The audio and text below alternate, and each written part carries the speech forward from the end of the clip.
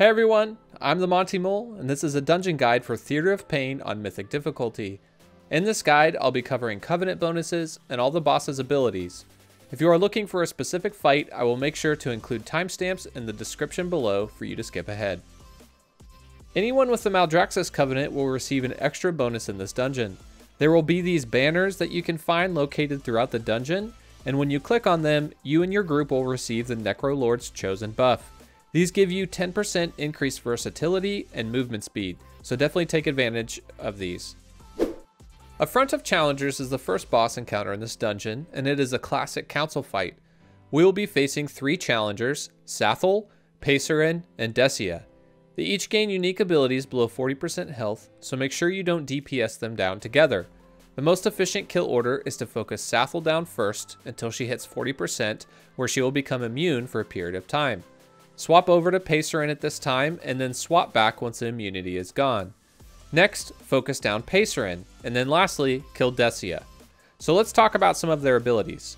Sathel will be tossing out Necromantic Bolt on random players. You can kick this to avoid taking some damage, so make sure and do that.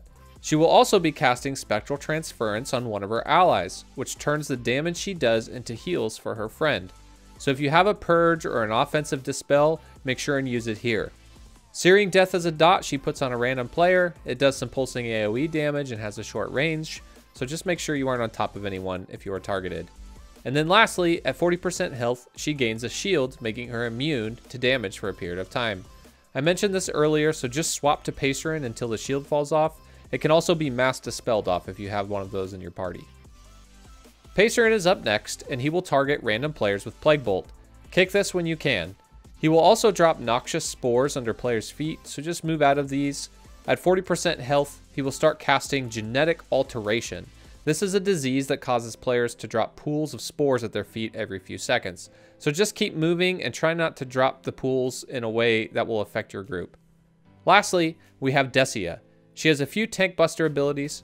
Mortal Strike hits for a chunk of damage and reduces healing received by 30% for 10 seconds. So just save a cooldown for this. And then lastly is Slam. She will just smack the tank for a chunk of damage. And that's pretty much it. At 40%, she enrages and starts chasing players around the room. Just make sure not to let her get to you because she will go full Karen on you and hurt you a lot. You can also soothe away the enrage if you have one of those in your group. And that's pretty much it. A brief summary is just to kick anything with Bolt in the name, dispel diseases, purge Spectral Transference, and don't let that angry Karen get to you. If you do all of that, you should be fine. Gorechop is up next, and he will periodically summon these meat hooks to sweep through the room. So move to the gaps, and then move again to avoid getting caught. If you get hooked, you will be stunned and take damage from Jagged Gash. The meat hooks will also have some oozing adds attached to them, and they will leap from the hook towards random players performing a Thrash ability. You need to move out of the way and DPS them down ASAP. Just watch your feet, because when they die, they will leave some pools on the ground. When Gorechop performs Tenderizing Smash, he will try to pull everyone in and then smack you. When that happens, you just have to run away to avoid the damage.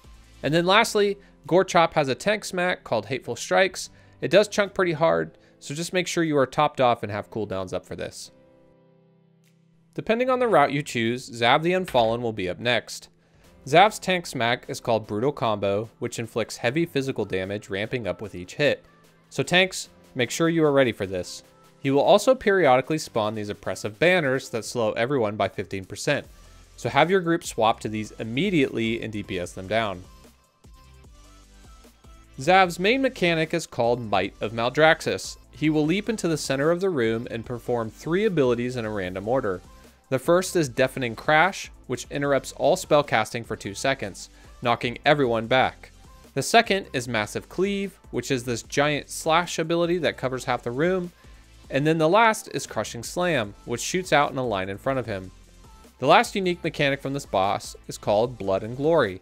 At 100 energy, Xav will choose 2 DPS then throw them into the ring to duel it out. If you win, you get 10% increased damage for 20 seconds. If you lose, you get a 10% decrease. If nobody wins within 40 seconds, you both get a 10% decrease in damage. So you can have fun with this, or you can just let the other DPS win. Whoever has cooldowns up, gets the buff. Handle this however you want. Kul'Tharok is up next, and he has a few different abilities to watch out for. He will cast Phantasmal Parasite on random players, which does some pulsing AoE damage, so make sure you are loosely spread. He will also throw out these pools of grasping hands on the floor.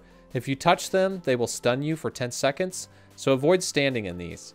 His main mechanic is called Draw Soul, which will target a player and separate their soul from their body.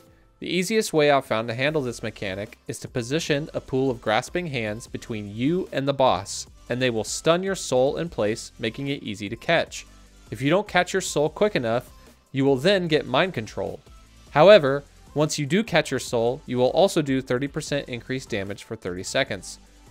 So save those cooldowns and go to town on the boss. And that's pretty much the whole fight. The only other thing to note here is that the tank must be in melee range of the boss at all times, or he will start casting this shadow damage on everyone. Other than that, the fight should be pretty easy. And lastly, we will face Mordretha. She has a lot of things that you'll need to dodge, so make sure you have your dancing shoes on. Dark Devastation is her first ability, and it is exactly as it sounds. It's a big black rotating beam in front of the boss. Don't get hit by this because it hurts a lot. Reaping Scythe will only hit the tank, but it does a chunk of both physical and shadow damage, so use some cooldowns if you need to. The two big abilities to watch for is Manifest Death and Grasping Rift. Manifest Death will target all players and spawn green rings at their feet. When this goes off, it will do some damage and spawn a bunch of adds. You need to loosely stack up without overlapping your rings and DPS down the adds ASAP. You can also kick the ability that they cast, so make sure and do this if you have one available.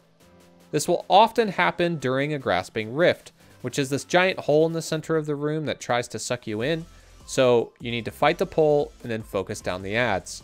Lastly, at 50% health, Mordretha will start casting Echoes of Carnage. This starts ticking shadow damage on your whole group and spawns Ghost Echoes. Ghost soldiers will spawn in clumps and do cleave damage, so make sure you move away from them, and then they will also spawn mounted on the edge of the room and charge to the center. You need to do your best not to get hit because this hurts a lot. If you have Bloodlust or Heroism, you need to use it here. One last tip I have for you is that during Echoes of Carnage, have your tank move the boss to the edge of the room. Whenever those beasts spawn that will charge into the center, it's a lot easier to dodge if you're standing off to the side. You can see what their paths are and they will only go in a straight line, so just stand out of the way and it should be fairly easy to dodge. And that's Theater of Pain. Thanks everyone for watching this guide. I hope it was helpful, and if you would like to see more of these videos, make sure to hit subscribe and follow me on Twitch and Twitter. Until next time guys, peace.